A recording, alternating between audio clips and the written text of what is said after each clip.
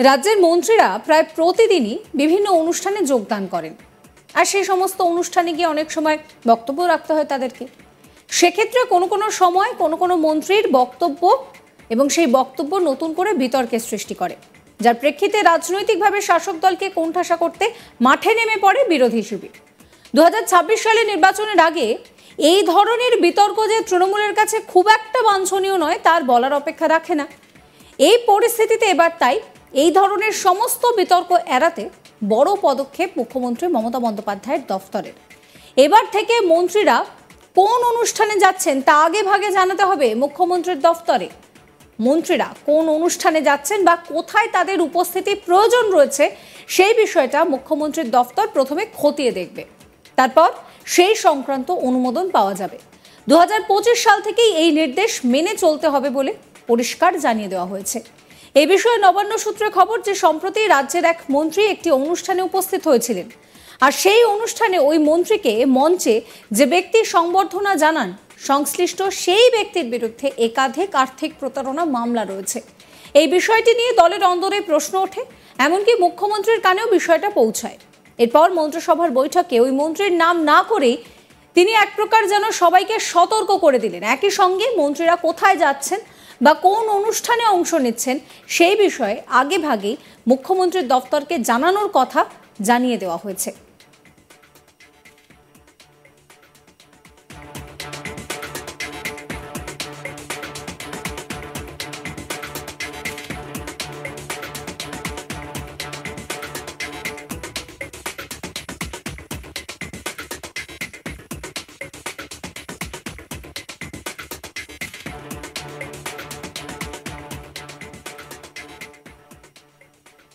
এই নিয়ে আমার কলিগ অনির্বাণের একটি রিপোর্ট দেখাবো আপনাদের। রাজ্যের মন্ত্রীদের উদ্দেশ্যে কড়া বার্তা দিলেন পশ্চিমবঙ্গের মুখ্যমন্ত্রী অর্থাৎ তৃণমূল সুপ্রিমো মমতা বন্দ্যোপাধ্যায়। মূলত এই খবর আমরা পাচ্ছি নবান্ন সূত্র মারফত, এবং নবান্ন সূত্র মারফত যেটা জানা যাচ্ছে যে যেখানে তৃণমূল কংগ্রেস সুপ্রিমো একেবারে যখন ক্যাবিনেট বৈঠক ডেকেছিলেন সেই ক্যাবিনেট বৈঠক নবান্নে হয় এবং মন্ত্রীদের ডাকা হয় এবং সেখানে কিন্তু কড়া বার্তা দেওয়া হয়েছে।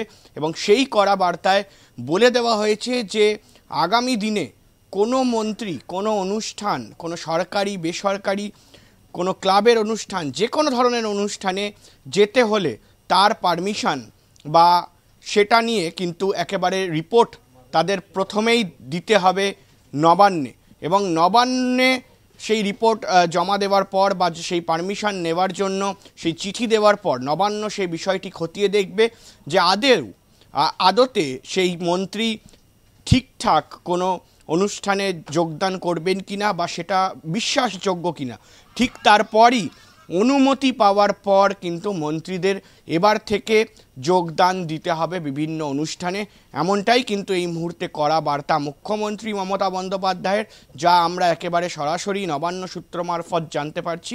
এবং এরই মধ্যে কিন্তু আমরা দেখেছি যে ঠিক দিন কয়েক আগে যখন কর্মসমিতি তৃণমূল কংগ্রেসের কর্মসমিতির বৈঠক হয়েছিল সেই সময়ও কিন্তু তৃণমূল নেতাদের কড়া বার্তা দেওয়া হয়েছিল এবং সেখানে বলা হয়েছিল যে কোনো রকম দলের বিরুদ্ধে বেফাঁস মন্তব্য বা বেফাঁস কার্যকলাপ কিন্তু করা যাবে না, এবং করলে 3 বার তাকে শোকজ করা হবে এবং ঠিক তারপর কিন্তু তাকে সাসপেন্ড করার মতন সিদ্ধান্ত দলের তরফ থেকে নেওয়া হতে পারে।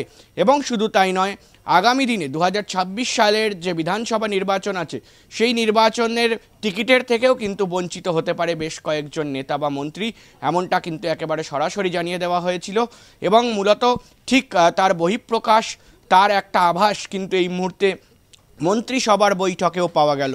এবং মূলত পশ্চিমবঙ্গের মুখ্যমন্ত্রী মমতা বন্দ্যোপাধ্যায় তিনি কিন্তু সূত্র মারফত যা জানা যাচ্ছে নবান্নে একেবারে সরাসরি কঠোর এই যে বক্তব্য সেই বক্তব্য নিজের রেখেছেন এবং মন্ত্রীদের উদ্দেশ্যে তিনি বলেছেন। কারণ দিন কয়েক আগে আমরা জানতে পেরেছিলাম যে এক মন্ত্রী তিনি কিন্তু রাজ্যের মন্ত্রী তিনি এক অনুষ্ঠানে যান এবং সেই অনুষ্ঠানে তাকে সংবর্ধনা দেওয়া হয় এবং সেই সংবর্ধনা অনুষ্ঠানে কিন্তু যিনি সংবর্ধনা তাকে তুলে দেন সে জায়গায় দাঁড়িয়ে দেখা যায় যে তার বিরুদ্ধে কিন্তু প্রচুর আর্থিক দুর্নীতির অভিযোগ রয়েছে এবং সেই অভিযোগ থাকা, কোথাও গিয়ে কিন্তু এই মুহূর্তে একসঙ্গে মন্ত্রীর সঙ্গে ছবি, সেটা কিন্তু কোথাও গিয়ে দুর্নীতি পরায়ণ এবং তার পাশাপাশি কিন্তু একটা দুর্নীতির ছায়া দেয় দলের অন্দরে বা মন্ত্রীদের অন্দরে, সেটা কিন্তু কোথাও গিয়ে মুখ্যমন্ত্রী মমতা বন্দ্যোপাধ্যায় মনে করছেন এবং সেই কারণেই মূলত এই সিদ্ধান্ত বা এই কড়া বার্তা ইতিমধ্যেই দিয়েছেন। কারণ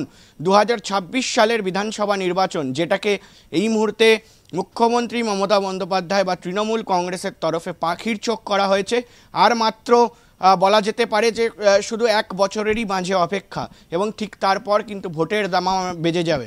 এবং সে জায়গায় দাঁড়িয়ে কোথাও গিয়ে যাতে কোনো রকম কোনো রাজ্যের মন্ত্রী বা তৃণমূল কংগ্রেসের নেতা বা কোনো রকম বুথ স্তরীয় থেকে হোক বা একেবারে রাজ্যের মন্ত্রী হোক, সে জায়গায় দাঁড়িয়ে কেউ কোনো ধরনের দুর্নীতি বা কোনো ধরনের কারোর বিরুদ্ধে কোনো অভিযোগ খারাপ উঠুক, সেটা কিন্তু মুখ্যমন্ত্রী মমতা বন্দ্যোপাধ্যায় একেবারেই চাইছেন না।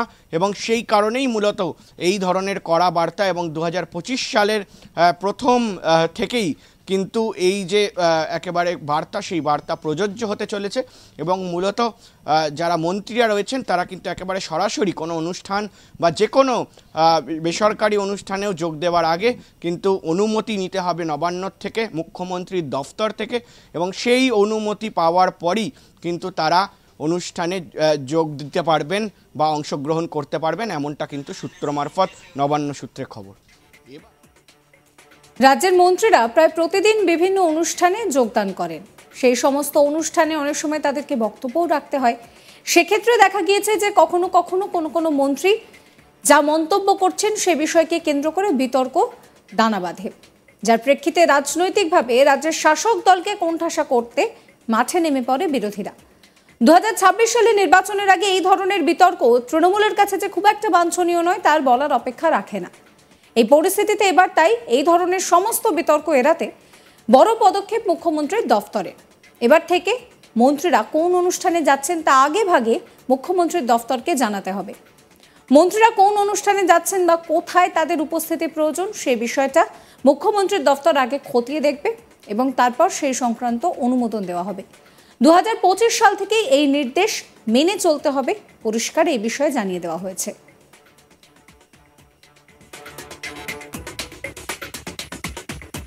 এই বিষয়ে নবান্ন সূত্রে খবর, সম্প্রতি রাজ্যের এক মন্ত্রী একটি অনুষ্ঠানে উপস্থিত হয়েছিলেন আর সেখানে তাকে যিনি সংবর্ধনা জানিয়েছিলেন সেই ব্যক্তির বিরুদ্ধে একাধিক আর্থিক প্রতারণা মামলা রয়েছে। বিষয়টি মুখ্যমন্ত্রীর কানে পৌঁছানোর পর এই সিদ্ধান্ত নেওয়া হয়েছে। সাবস্ক্রাইব করবেন আজ তাক বাংলার ইউটিউব চ্যানেলকে, ফলো করতে ভুলবেন না হোয়াটসঅ্যাপ চ্যানেলও, এবং আপনাদের নজর থাকুক আজ তাক বাংলার ইউটিউব স্ট্রিমিং এর দিকেও।